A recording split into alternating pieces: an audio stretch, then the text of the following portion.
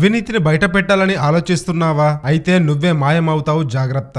ఇది cinema dialogue కాదు, నిజ జీవితంలోనూ జరిగేది ఇదే. ఈ స్టోరీ చూడండి. ఛత్తీస్గఢ్ లోని బీజాపూర్ జిల్లాలో ముఖేష్ చంద్రకర్ అనే 28 ఏళ్ల జర్నలిస్ట్ మృతదేహం ఓ రోడ్డు కాంట్రాక్టర్ ఇంట్లోని సెప్టిక్ ట్యాంక్ లో దొరికింది.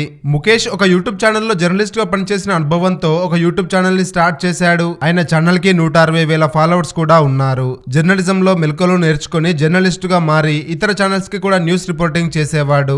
ఆ క్రమంలోనే తనకు తెలిసిన రోడ్డు కాంట్రాక్టర్ అయిన సురేష్ చంద్రకర్ కి వ్యతిరేకంగా 120 కోట్ల స్కామ్ ని బయట పెట్టాడు. కానీ ఆ తర్వాత ముఖేష్ మరియు సురేష్ కి కామన్ ఫ్రెండ్ అయిన యుకేష్ చంద్రకర్ అనే వ్యక్తి ముఖేష్ ని పిలిపించి సురేష్ తో ఒక మీటింగ్ జరిపించాడు.